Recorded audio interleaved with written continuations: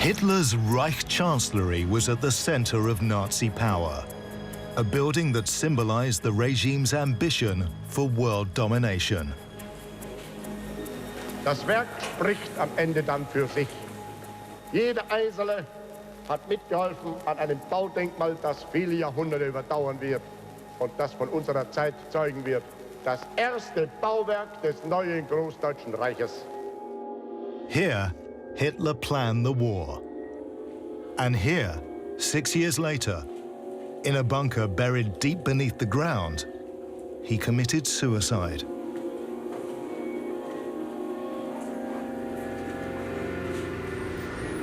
The new Reich Chancellery was built to last eternity, but at the end of the war, it was destroyed and eradicated. Its story embodies the final years of the Third Reich.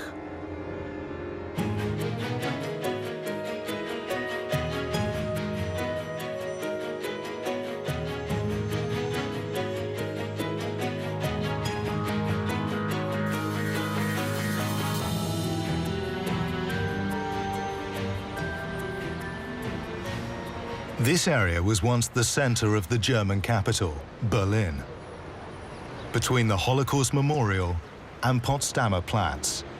It's from here that the German Reich was ruled for decades.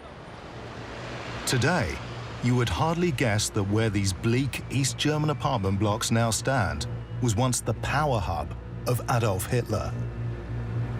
This was the site of the new Reich Chancellery, a palace designed by Hitler's private architect Albert Speer and tailor-made for the Führer.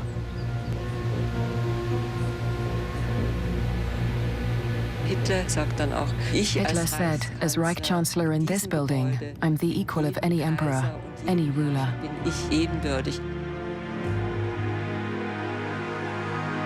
The building was monumental, rectangular, and hard-edged.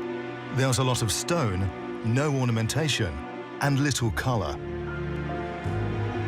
It was designed to make people feel like ants.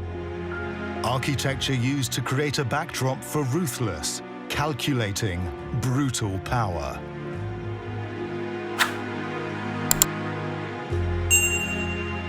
It was a stage set, the stage for a Führer who set out to conquer the world.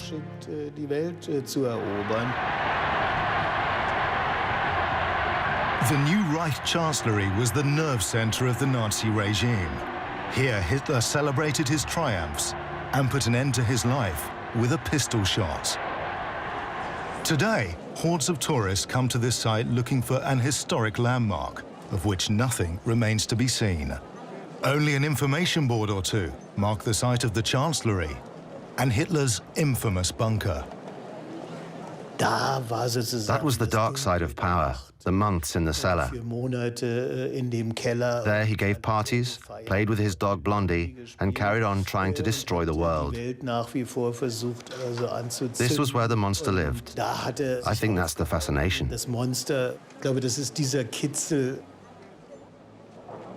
After the war, eager to forget the fascist past, East German planners built over the site, as though the Reich Chancellery had never existed.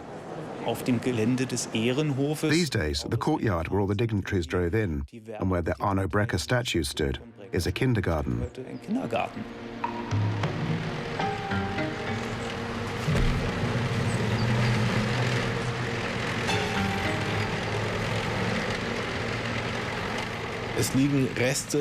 The remains of the main bunker, where Adolf Hitler shot himself, are still there beneath a car park. But until 2006, there was no information about it at the site. So travel guides came up with the strangest stories. Idiotic tales about Hitler escaping to the Antarctic in a nuclear submarine and similar rubbish. These are all rumors attached to the history of the Führer bunker. The destruction of the building and the bunker beneath it has allowed the Chancellery to become the focus of myths and wild theories. The site intrigues both professional and amateur historians, and others like computer graphics expert Christoph Neubauer. He's been fascinated by the Reich Chancellery for a decade. During that time, he's reconstructed the historic site millimeter by millimeter, recreating the building in virtual reality. When I look down Wilhelmstrasse, what I actually see are the old buildings. I'm wondering, what was on this exact spot? Was this the entrance? Was the gate here? Is this the place where Hitler was driven into the ceremonial courtyard?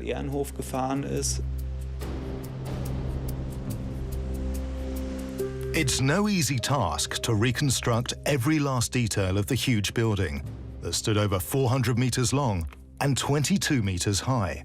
Neubauer has encountered plenty of problems. There's all sorts of data about ceiling thickness, architectural features, and so on, but I soon realized I'd have to ditch all of that and start from scratch.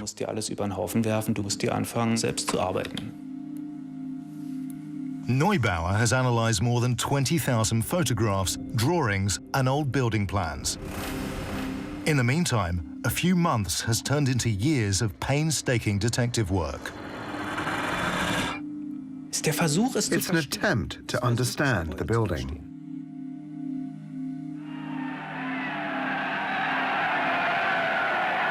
On the 30th of January 1933, Hitler was named Chancellor of Germany. When he moved into the old Reich Chancellery, he claimed that no power in the world will get me out of here alive. He acknowledged the jubilation of his supporters from a badly lit window, poor propaganda from a man constantly concerned with his public image. The old Reich Chancellery was located in Wilhelmstrasse. Just 5 years earlier, it had been massively expanded by the addition of an annex, but it was still much too small for Hitler's tastes.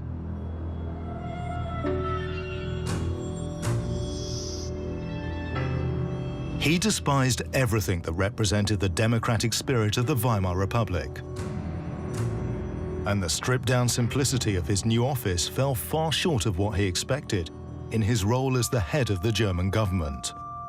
It was not at all what Hitler envisaged, so he rejected this building from the outset. At best, he thought it could be the headquarters of a soap manufacturer.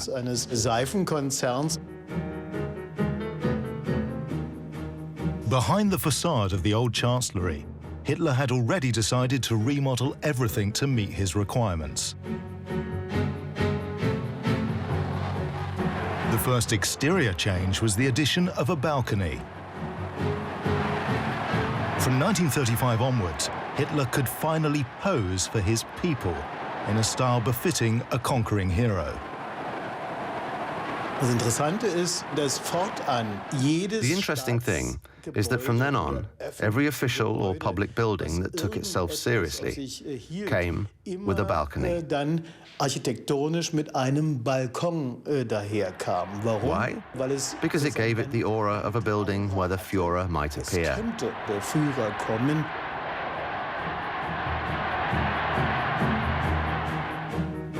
He furnished the interior of the old Chancellery, which had been the center of German government since 1875, with symbols of the New Age.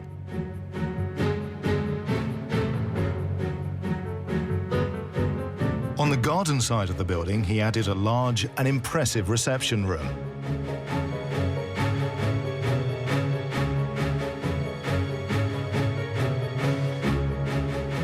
What was not publicly known at the time was that underneath this room, a bomb-proof air raid shelter was constructed. Its existence was a state secret. It wasn't built because there was any great danger of war at the time, but because those in power in the Third Reich knew that war was coming, because that was what they intended. They were already planning it. The changes made to the old Chancellery were not enough for Hitler. He was thinking on a much larger scale.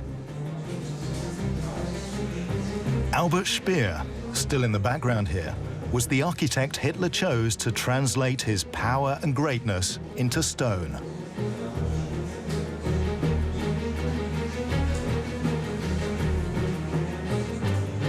Hitler himself sketched a ground plan for the new Chancellery in 1935. The new building was to be several hundred meters bigger than the old center of power. He wanted long halls. He wanted a reception hall. He wanted an office. He wasn't interested in anything else, just in his own grandeur. Speer was personally appointed by Hitler as General Building Inspector to fulfill the Führer's desire for a monument to Nazi power. Speer always strove to instinctively understand the wishes of his Führer and go just one better. If Hitler called for 100 meters, Speer would come back with 120 meters, saying, "Look, I've made it a little bigger," always wanting a pat on the back. The old Vossstraße, a road off Wilhelmstraße. Hitler had originally planned to rebuild half the street. Speer wanted the whole of it. All the buildings on the right-hand side would have to give way to the new Reich Chancellery. Speer planned an enormously long palace-like complex, but he wasn't sure his drawings would have the desired effect on Hitler, so he decided to construct models. Albert Speer made use of film industry techniques. He adopted the industry's set-building methods for his models. It was an insane outlay of resources. Full-size models were constructed on-site, so they could quickly see what needed to be altered and if the proportions were right. Speer was confident in his designs. In 1938, work began on the actual building. The completion date was originally set for 1940, but this already tight schedule was further cut once Hitler's secret plans for war became concrete. The building's new inauguration date was January 1939.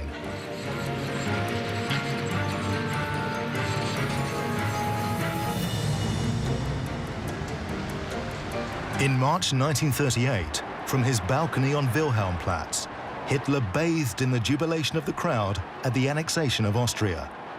50 meters behind him, work was already proceeding at full speed on his new residence.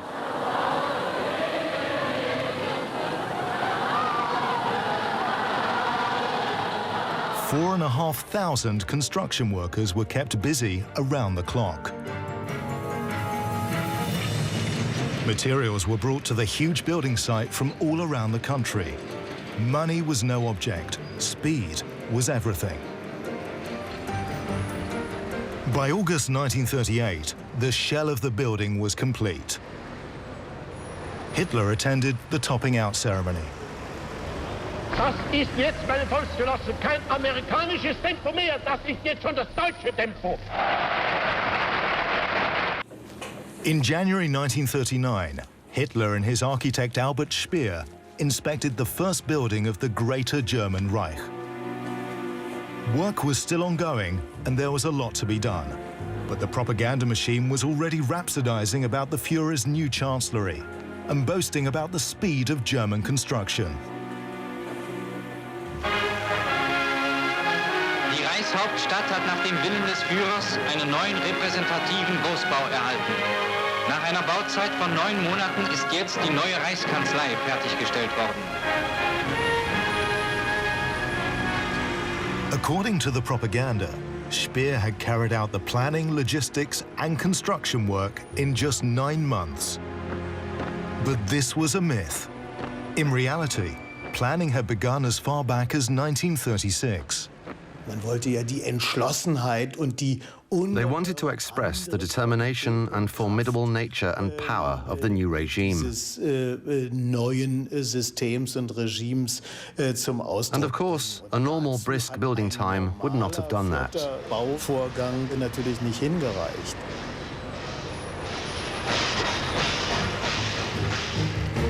A New Year reception was held on the 12th of January as planned. It was the first test for a building designed to intimidate and overawe. From the courtyard, visitors entered a series of enormous rooms. Every step increases the expectation you have of the person you're going to meet. It's architecture designed to overwhelm.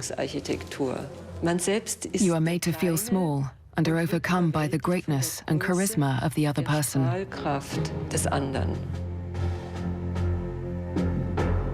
In the Mosaic Hall, visitors found themselves in a room 46 meters long and 16 meters high, surrounded by cold, red, polished stone. They built long rooms in a bid to achieve a sort of tunnel effect. At some point on the long walk to the Führer, your feet would start to ache. The Hall of Mirrors was twice the length of its namesake in Versailles, reflecting Hitler's obsession with obliterating Germany's humiliation in the 1919 treaty signed there. Before you reach Hitler's cavernous office, you've walked 250 meters past all this pomp and magnificence.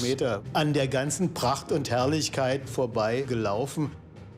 Und dann kommt sozusagen Then comes the emotional release, the climax, so to speak. Eureka, when you finally arrive in his room. Also endlich in diesen Saal. The door was 5 meters high.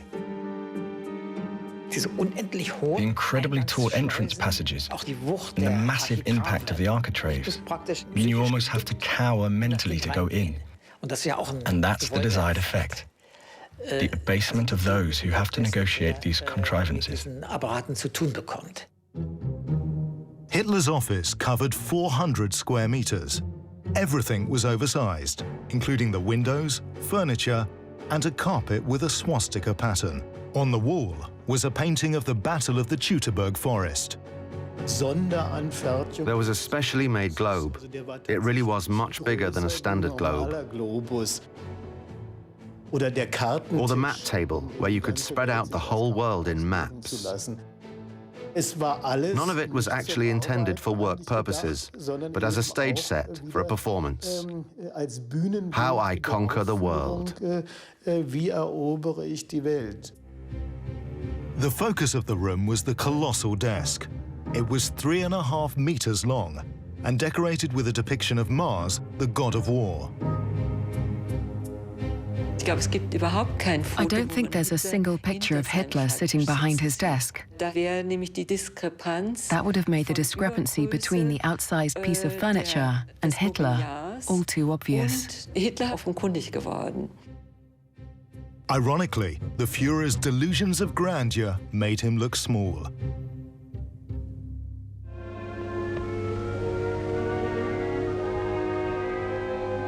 A propaganda film entitled The Word Made Stone shows the new Reich Chancellery in all its sterile splendor.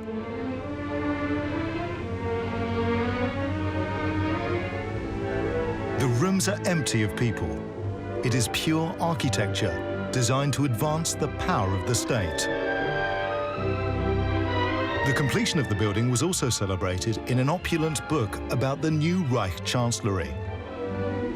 The text speaks of the will towards the supranormal, the august, the courage for existence reaching beyond the self.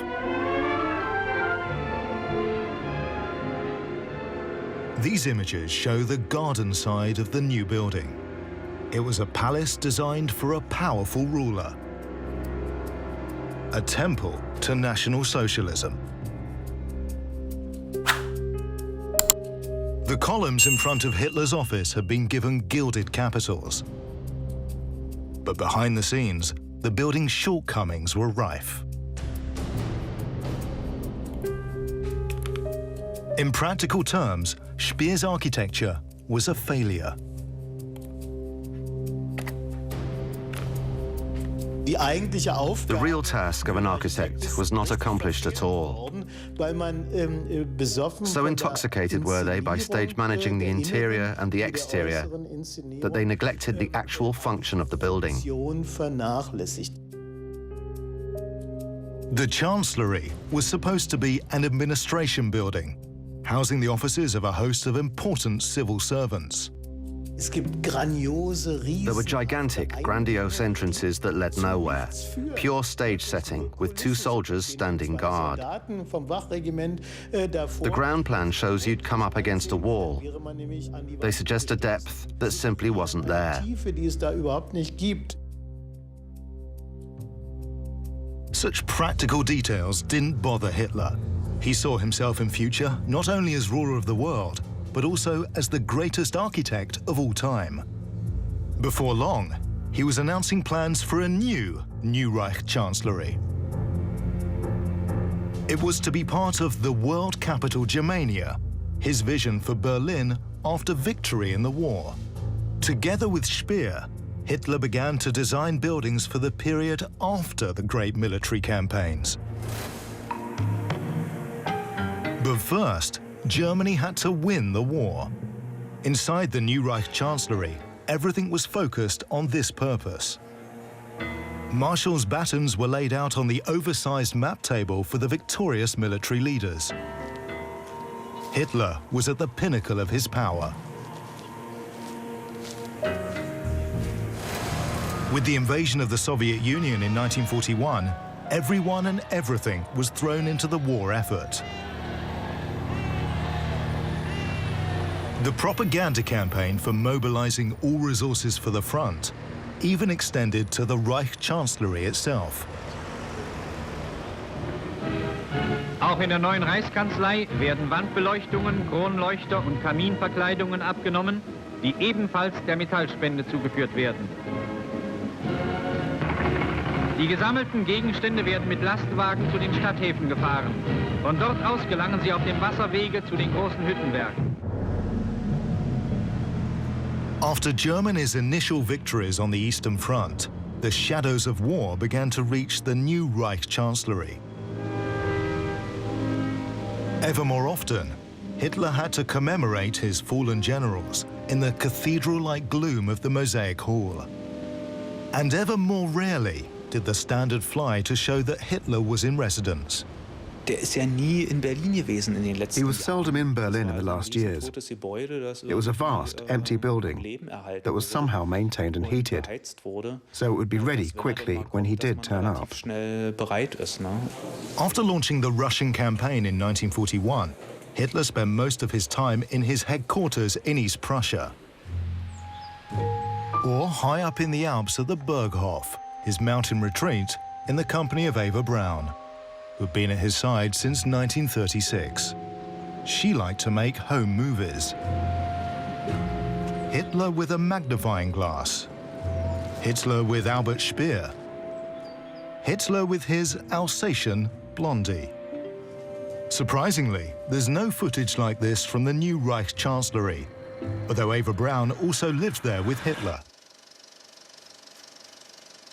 Only these images of the victory celebration of 1940 remain. As Hitler turns into the courtyard of the Reich Chancellery, there, captured by the newsreel camera, but hardly recognizable, is Eva Braun, with her camera at the window. But Hitler's private life in the Reich Chancellery remains a mystery. By 1943, Allied bombers were appearing over Berlin ever more frequently, loaded with a completely new generation of bombs.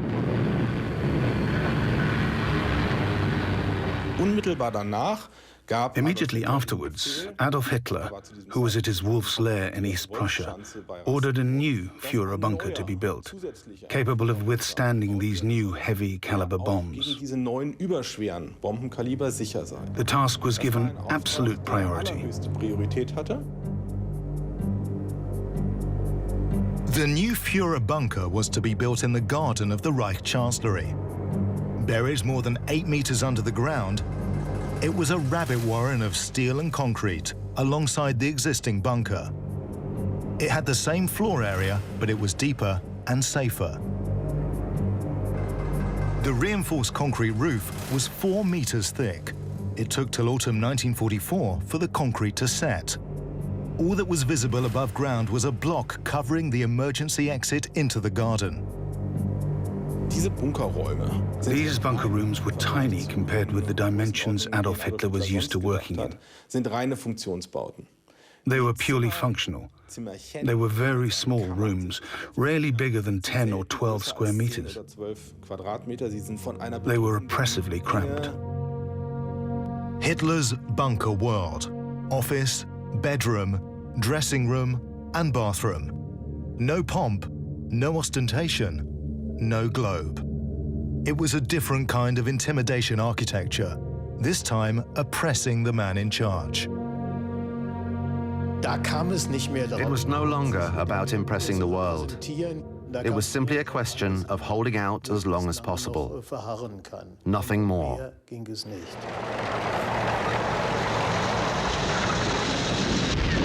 The enemy was closing in. In January 1945, the Red Army was only 60 miles from Berlin.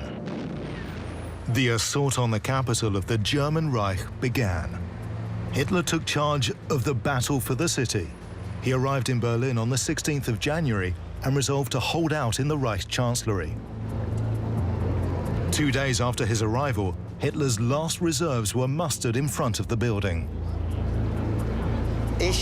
On the 18th of January, I was in Wilhelmplatz, just under 15 years old, in the Volkssturm, Home Guard.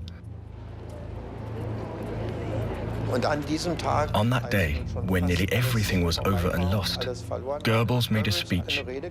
Our walls may break, but not our hearts. It's unbelievable from today's perspective. He called on all of us to defend the Reich capital to the last drop of blood. 2 months later, the young conscript witnessed Hitler's last official appearance on the garden side of the Reich Chancellery. I'd been deployed in the government district. Then everything was cordoned off, and we were told that the Führer was coming. Something was happening. So from a distance, I witnessed Hitler's last appearance above ground.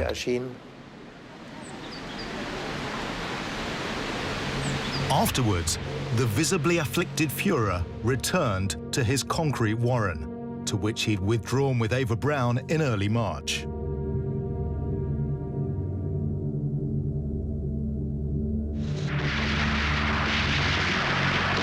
On the 20th of April, the Red Army reached the outskirts of Berlin. The Reich Chancellery was now within range of the Soviet artillery. The rumble of gunfire provided the accompaniment to the Führer's 56th birthday. It was the final celebration and his last official engagement. The visitor's book was opened one more time. Long believed to be lost, this book, which had been meticulously kept since January 1939, records the final visitor as being the ambassador of Thailand on the 20th of April, 1945. This is the last photograph of Hitler. Opinion is divided as to where exactly it was taken in the Reich Chancellery. It's highly likely that he emerged from the deep bunker, climbed the stairs into the old bunker, and went upstairs into his apartment, into the dining room. We know that the penultimate picture was taken there because the furniture in the background has been identified. So the next picture would have been taken nearby at the entrance to the conservatory. That's my assumption at the moment.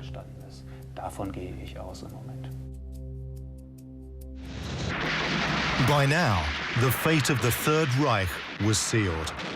The man who'd set out to conquer the world was trapped in his bunker 8 meters below the ground. On the 29th of April, Hitler and Eva Braun were married in their underground dungeon.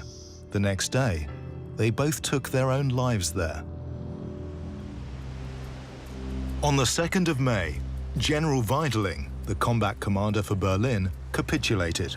Shortly before, his staff had taken refuge in the cellars of the new Reich Chancellery. The building was no longer a center of power. It was a broken stone shell. Soviet soldiers soon occupied the former government offices. The entrance was overwhelming to look at. It seemed like a 10-story building. As a human, you felt like a little insect in front of it. The columns were huge and imposing.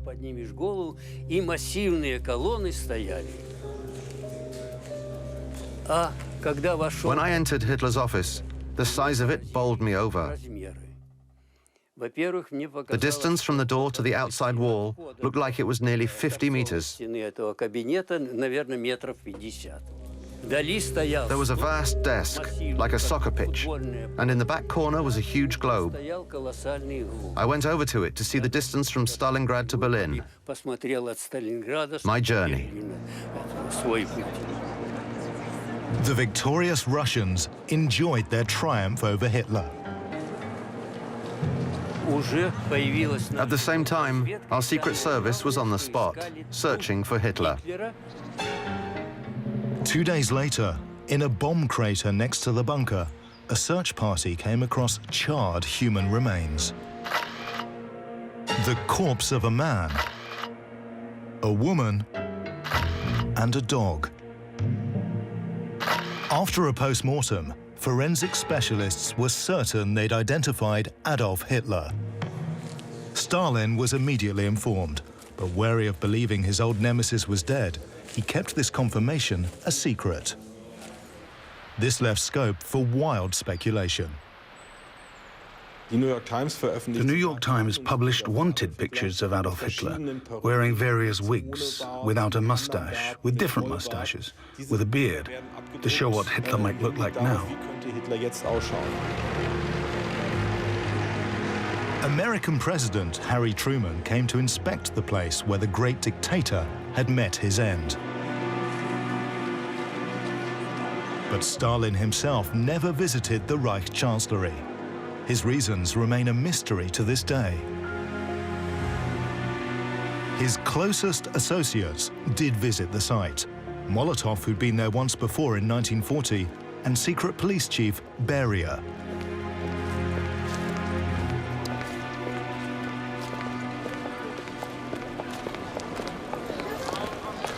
Despite all the evidence confirming Hitler's death, Stalin remained skeptical.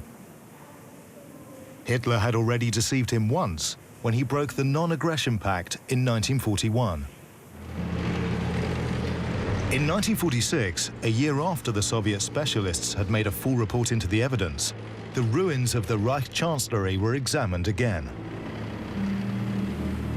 Under the codename Operation Myth, the site was mapped out and photographed by the Soviet Secret Service.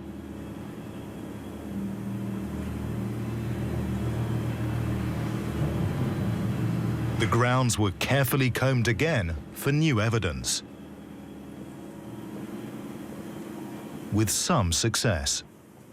In the bomb crater, where the remains of Hitler and Eva Braun had been found, another piece of Hitler's skull was discovered, with a gunshot wound in it. The skull was placed in a Moscow archive, but was Hitler's fate to remain a state secret? The bullet hole could have cleared up the question of how Hitler had died once and for all, but the gunshot wound contradicted Soviet propaganda that claimed Hitler had been too cowardly to shoot himself. Right up to the end of the Soviet era, the Moscow line was that Hitler had died from poison. Today, there remains some doubt whether the skull is actually Hitler's. But Soviet archives contain more proof of his bloody end. This is part of the sofa on which Hitler and his mistress died.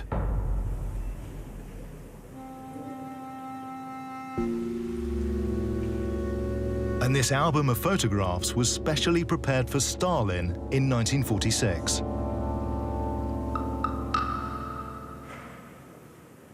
The pictures were taken to help persuade Stalin that Hitler was dead.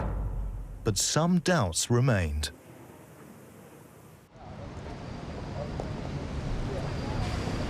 After the end of the Second World War, the former center of Nazi power in the heart of Berlin gradually lost its horror, but not its fascination. With the occupation of the city by the Allies, the first wave of post-war sightseeing got underway, amidst a wasteland of rubble.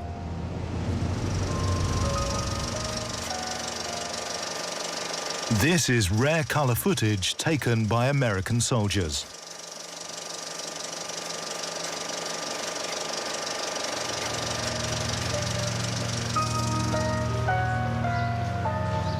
The ruins of the new Reich Chancellery, once the embodiment of Nazi ideals, had a magnetic attraction for the new visitors.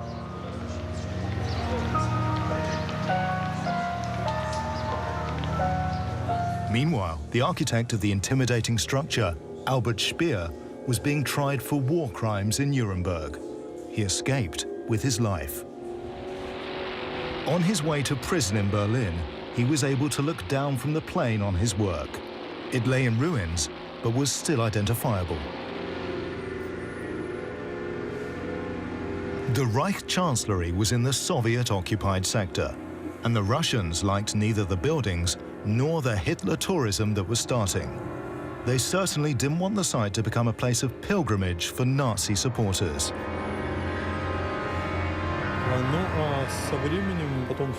It was decided to blow the whole thing up, to prevent the Reich Chancellery from becoming a cult site for devotees of the Nazi regime. By 1947, the Soviets had decided to completely demolish the whole Reich Chancellery.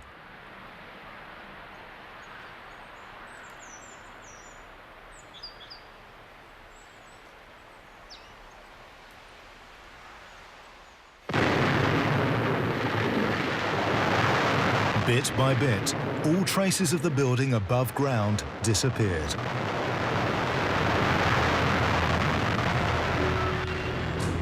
It left behind a mountain of debris.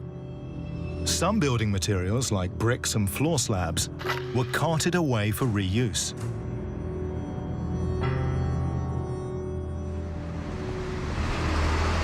For years, it was rumored that the stone used in the underground station on the former Wilhelmplatz, which was reopened in 1950, had come from the remains of the new Reich Chancellery. This is just a legend, according to many experts. But others are convinced that this was indeed what the East German powers at the time decided. By 1950, Speer's opulent edifice had finally disappeared from the Berlin cityscape. But the concrete remains of the Führer bunker proved invincible. All attempts to blow it up failed. In the end, what was left of the bunker was simply buried. When the Berlin Wall went up in 1961, the site of Hitler's Reich Chancellery disappeared into the death strip of no man's land. The entire area became off-limits, shrouded in legend behind a barrier of barbed wire and concrete. For a long time, no one was interested in the Reich Chancellery. In 1968, West Berlin newspapers began reporting that there were underground tunnels beneath the Tiergarten Park, which was true. And maybe there were also links to East Berlin, which was just a few hundred meters away. The East German State Security Ministry immediately set up a high-level commission to investigate the underground installations.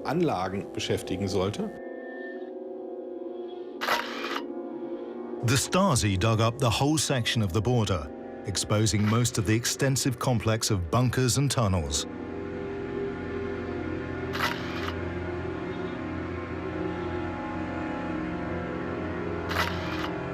In the process, fragments of Goebbels' diaries were discovered. These didn't interest the Stasi particularly. What was important to them was that there were no escape tunnels from East Berlin.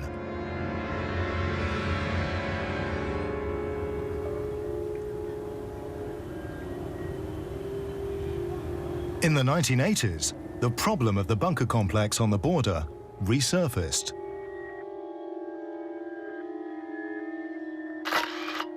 In 1984, the East German government decided to improve the Berlin Wall and block the view from East into West Berlin as much as possible. A major new residential area was to be built on Wilhelmstrasse. The Stasi were even prepared to reduce the width of the death strip at this point. Rumors then sprang up in East Berlin that the work had uncovered Nazi buildings.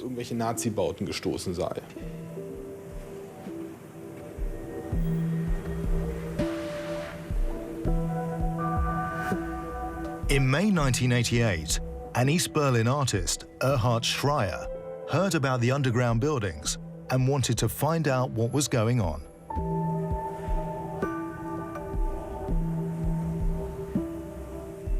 A group of 5 or 6 construction workers were standing talking, so I went over to them. They were a bit suspicious at first because they didn't know who I was, and we were in the prohibited zone, with the death strip just beyond. Then one of them took me aside and said, "We're blowing up Adolf's bunker." I said, "Adolf's bunker? Where? I can't see anything."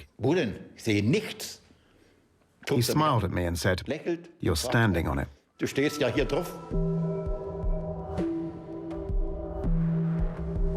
Schreier decided to make a very dangerous expedition down into the past. He went equipped with a camera, tape measure, and drawing materials. A month earlier, an East Berlin camera crew had managed to film in the underground labyrinth. This is the only remaining footage of Hitler's bunker installation.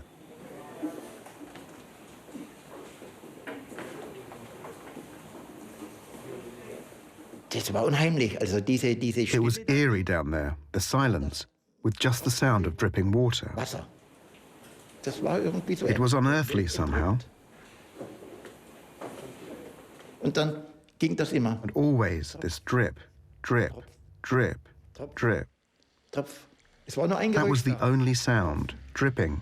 The only sign of life in this sarcophagus.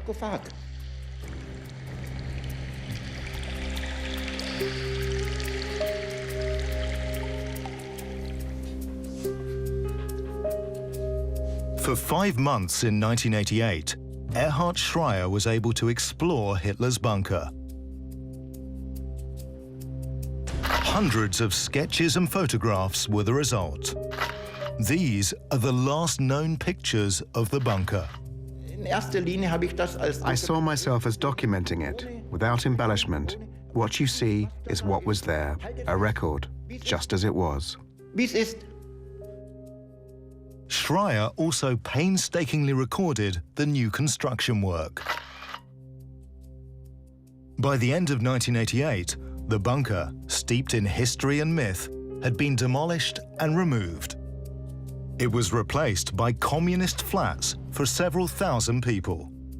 The terrible deeds done in this place were hidden, suppressed, and forgotten. But with the fall of the Berlin Wall, the site was suddenly at the heart of the city again. Now, journalists and historians were free to investigate an area that had been forbidden territory for nearly 30 years. This footage shows the remains of the driver's bunker in the Chancellery motor pool. History just jumped out at you. It took your breath away. It really took my breath away, because it was suddenly so real, so direct. A heated debate broke out about what should happen to the bunker remains. Should they be open to the public? Would this encourage a flood of Hitler tourists? Should they be cleared away, like the rest of the Reich Chancellery? Or should a memorial be created? In the end, the bunker was sealed up. Piece by piece, the site was built on. The last traces of Hitler's palace have disappeared. The devil's seed was planted there. Now we just have a mix of prefabricated flats, sausage stands, souvenir shops, and so on. It's become an international circus. Apart from a few information boards, the new Reich Chancellery, once the power center of National Socialism, has been swallowed up by the Berlin cityscape.